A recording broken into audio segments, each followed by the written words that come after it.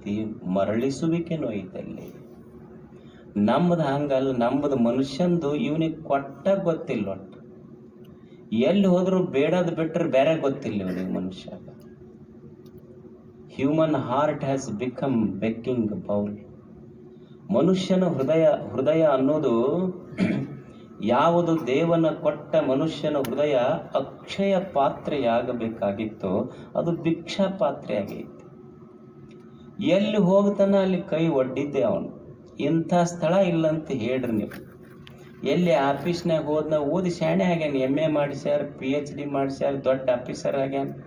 ಆಫೀಸ್ನಾಗ ಹೋದ್ರು ಮತ್ತೆ ಸ್ವಲ್ಪ ಟೇಬಲ್ ಬುಡಕ್ ಕೈ ಒಡ್ಡದ್ನ.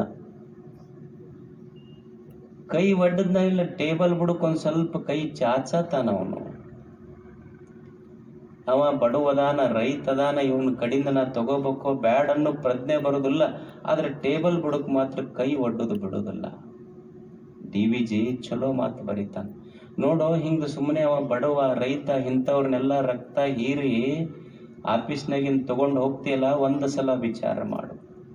ನೀ ಏನು ಅಂಥ ದುಡ್ಡು ಒಯ್ದು ಅಡಿಗೆ ಮಾಡಿ ಅನ್ನ ಉಣ್ತೀಯಲ್ಲ, ತುತ್ತು ಬಾಯಾಗಿ ಇಟ್ಕೋಬೇಡ. ನೀ ಅನ್ನದ ತುತ್ತು ಬಾಯಾಗಿ ಇಟ್ಕೊಳ್ಳೋದಕ್ಕಿಂತ ಮೊದಲು ಒಂದು ತುತ್ತು ಬಾಯಿ ಮುಂದೊಯ್ದು ವಿಚಾರ ಮಾಡು. ಅನ್ನವ ನುಣ್ಣುವಾಗ ಕೇಳ ಅದ ಬೇಯಿಸಿದ ನೀರು. ಏನು ನೀನು ಪರರಿಗೆ ಮೋಸ ಮಾಡಿ ವಂಚನೆ ಮಾಡಿ ಒಯ್ದು ಅಡಿಗೆ ಮಾಡಿ ಉಣ್ಣಾಕತ್ತೀಯಲ್ಲ, ಆ ತುತ್ತು ಬಾಯಿ ಮುಂದೆ ತಗೊಂಡು ಒಂದು ಕ್ಷಣ ವಿಚಾರ ಮಾಡು. ನೀ ಉಣ್ಣುವ ಅನ್ನ ನಿನ್ನ ಬೆವರಿನ ಹನಿಯೊಳಗೆ ಕುದ್ದೈತೋ ಏನು ಬಡವರ ಕಣ್ಣೀರೊಳಗೆ ಕುದ್ದೈತೋ ಅಂತ ವಿಚಾರ ಮಾಡಿ ಉಣ್ಣು. ಗೊತ್ತಾಕೈತೆ ಅದರ ಬೆಲೆ ಏನು ಬರ್ದ. ನಾವು ಮಕ್ಕಳಿಗೆ ಇದನ್ನ ಕಲಿಸಿಬಿಟ್ಟಿವಿ ನಾವು. ಒಟ್ಟ ಅವ ಹುಡುಗ ಶಾಲ್ಯಾಗಿಂದ ಪೇಪರ್ ಪೆನ್ನ ಕದ್ಕೊಂಡು ಬರ್ತಿದ್ನ. ಅವ ಮಾಸ್ತರ್ ಭೇಟಿ ಆದ, ಅಲ್ರಿ ನಿಮ್ಮ ಹುಡುಗ ಶಾಲ್ಯಾಗ ಪೇಪರ್ ಪೆನ್ನ ಕದ್ಕೊಂಡ್ ಬರ್ತೈತಿ. ಅವ್ರಪ್ಪ ಹೇಳಿದ್, ಭಾಳ ಸಲ ಹೇಳಿನ್ರಿ ಸರ್, ನಾ ಆಫೀಸ್ನಾಗಿಂದ ನೀವು ತರ್ತೀನಿ, ಶಾಲ್ಯಾಗ ಯಾಕೆ ಕಲಿಯಕ್ಕೆ ಹೋಗಿ ಅಂತ. ಅಂದ್ರೆ ಮಗ ಶಾಲ್ಯಾಗ, ಅಪ್ಪ ಆಫೀಸ್ನಾಗ. ಏನು ಆಫೀಸ್ನಾಗ ಇವ ಬಡವದಾನಂತ ಗೊತ್ತಿಲ್ಲ, ಒಬ್ಬ ರೈತ ಬಂದಾನಂತ ಗೊತ್ತಿಲ್ಲ, ಕೇಳದ ಬಿಟ್ಟಿಲ್ಲ ಕೈ ಒಡ್ಡೋದು. ಏನು ಶಾಣೆ ಅದಾನ ಬಿಡ್ರಿ, ಕನ್ಯಾ ನೋಡಕ್ ಹೋದಾಗರ ಬಿಟ್ಟ. ನಾನು ಓದಿಲ್ಲೇನೋ ತಿಳ್ಕೊಂಡಾನ, ಎಲ್ಲ PhD ಮಾಡ್ಯಾನ, ಆದ್ರೂ ಕನ್ಯಾ ನೋಡಕ್ ಹೋದಾಗ ಮತ್ತೆ ಏಟು ಕೊಡ್ತೇನೆ. ಏಟು ಕೊಡೋದು, ಕಪಾಳಕ್ಕೊಂದು ಏಟು ಕೊಡೋದಟ, ಏಟು ಕೊಡೋದಿರ್ತೈತೆ.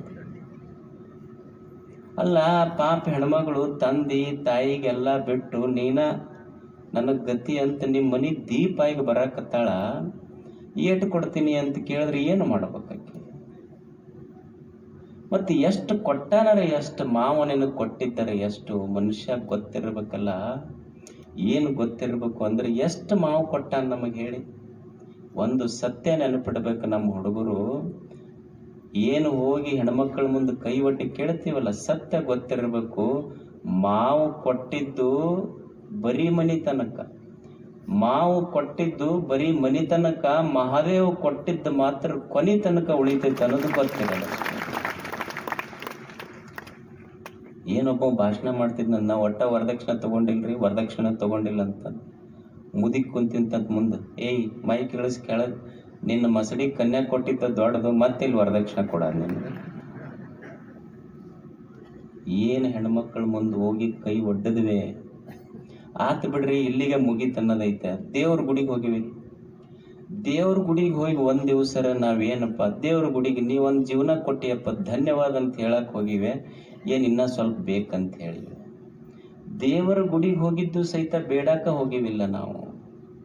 ಅಲ್ಲಿ ಹೋಗಿ ನಮಗೊಂದು ಲಕ್ಷ ಕೊಡೋವಂಗ ಮಾಡಪ್ಪ, ಒಂದು 4 ಎಕರೆ ಹೊಲ ಹತ್ತುವಂಗ ಮಾಡಪ್ಪ, ಪುಣ್ಯಕ್ಕೆ 4-5 ಎಕರೆ ಅಂದ್ರೆ ಇಡೀ ಊರ್ ಹೊಲನ ನನಗೆ ಹಚ್ಚನ್ನವಲ್ಲ ನೀವು. ಯಾಕೆ ಅಲ್ಲಿ ಹೋಗಿ ಕೇಳಿದ್ದಲ್ಲ. ಈಗ ನೀವು ನೋಡ್ರಿ, ನಾವು ಗುಡಿಯಾಗ ನಿಂತು ಅಲ್ಲಿ ದೇವ್ರಿಗೆ ಕೇಳಾಕತ್ತೀವಿ, ಮತ್ತು ಹೊರಗೊಬ್ಬ ಅದನ್ನ ಕುಂತಾನ್ ತಾಟ್ ಹಿಡ್ಕೊಂಡು ಅವನು ಕೇಳಾಕತ್ತಾನ.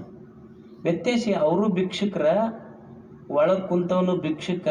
ವ್ಯತ್ಯಾಸ ಇಷ್ಟೇ, ಇವ ₹1 ₹2 ಹೊರಗೆ ಕುಂತ ಕೇಳಾಕತ್ತಾನ, ಇವ 1,00,000 2 ಲಕ್ಷ ಒಳಗೆ ನಿಂತು ಕೇಳಾಕತ್ತಾನ.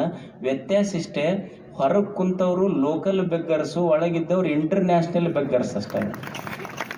ಇವರು ಸುಮ್ಮನೆ ನಮ್ಮೂರು ಭಿಕ್ಷುಕರು, ಇವ್ರು ಅಂತಾರಾಷ್ಟ್ರೀಯ ಭಿಕ್ಷುಕರು. ಒಟ್ಟು ಎಲ್ಲಿ ಬಿಟ್ಟಿವಿ ಕೇಳೋದು ಬಿಟ್ಟ ನನ್ನ ಮನುಷ್ಯ, ಎಲ್ಲಿ ಹೋದರೂ ಕೈ ಒಡ್ಡೋದು ಬಿಟ್ಟೆ.